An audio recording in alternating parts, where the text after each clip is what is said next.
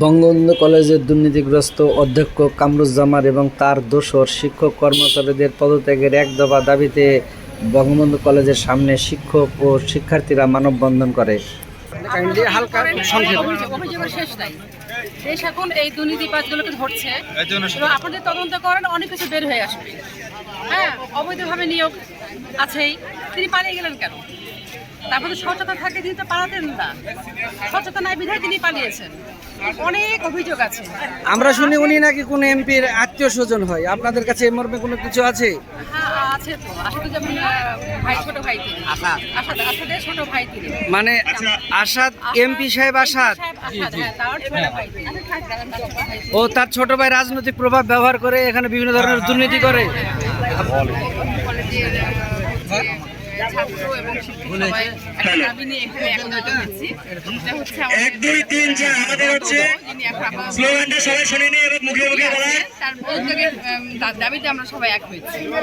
কেননা যে দীর্ঘ সময় উনি যদিও মাত্র 2 বছর প্রিন্সিপালের দায়িত্বে আছেন, কিন্তু উনি তার আগে থেকে হ্যাঁ অনেক আগে থেকে তিনি করে যে বিভিন্ন হচ্ছে অনিয়মের সঙ্গে, বিভিন্ন দুর্নীতির সঙ্গে তিনি জড়িত আছেন, এটা আমরা জানতাম, কিন্তু আমরা নানান কারণে তার বিরুদ্ধে মুখ খুলতে পারিনি।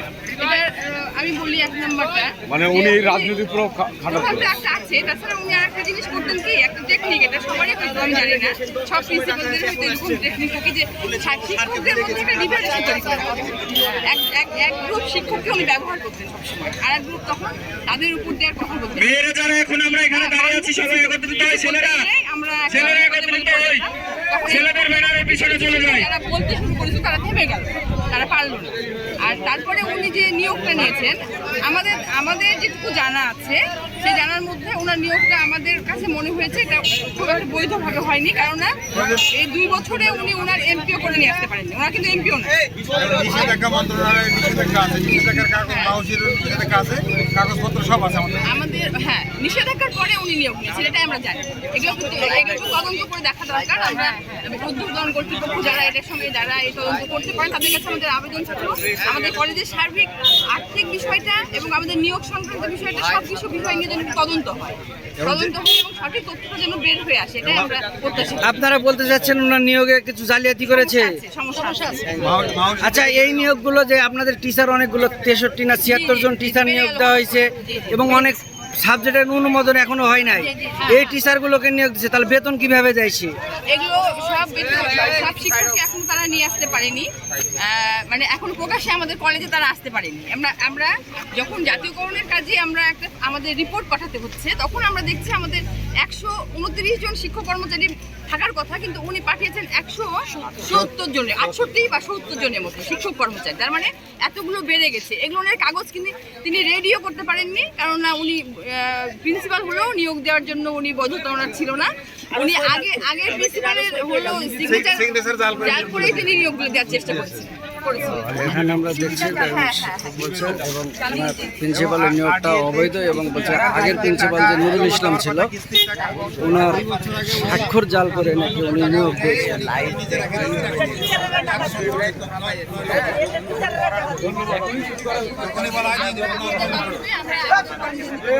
এই রাসু তোর হস আছে না, তুই এদিকে আয়। তুই দূরে থাকলে তো হবে না, লাইভ চলবে না। তুমি ধরো, আচ্ছা তুই রে। আচ্ছা ভাই হয়েছে। প্রিন্সিপালের মানে স্বৈরাচারী মনোভাব, দুঃশাসন, দুর্নীতি,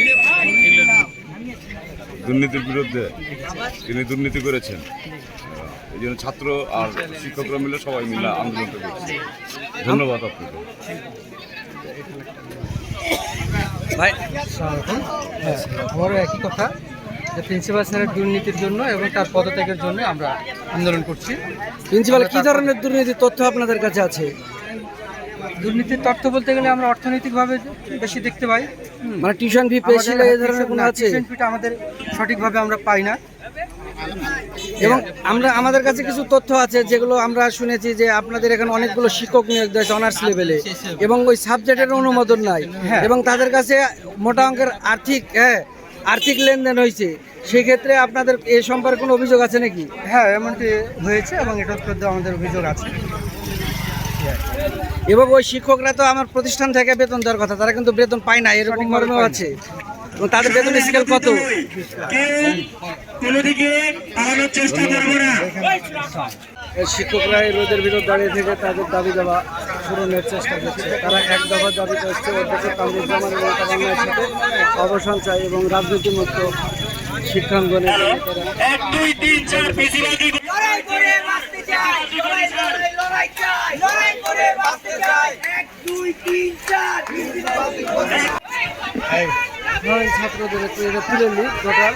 একটু আসতে চাই ভাই, আমরা একটু আসতে চাই। তারা এক দফা দাবিতে দুর্নীতিগ্রস্ত অধ্যক্ষ কামরুজ্জামানের পদত্যাগের দাবিতে শিক্ষকরা এবং ছাত্ররা মানববন্ধন এবং সমাবেশ করছে।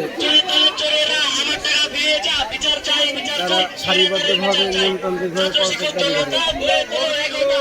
আমাদের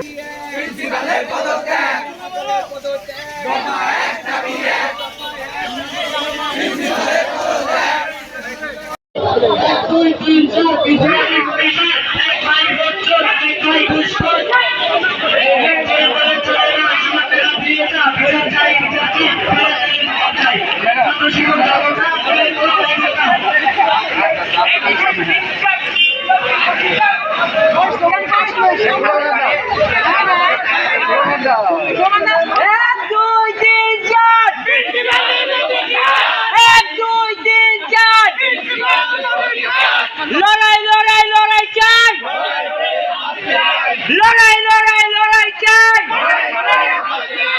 1 2 3 4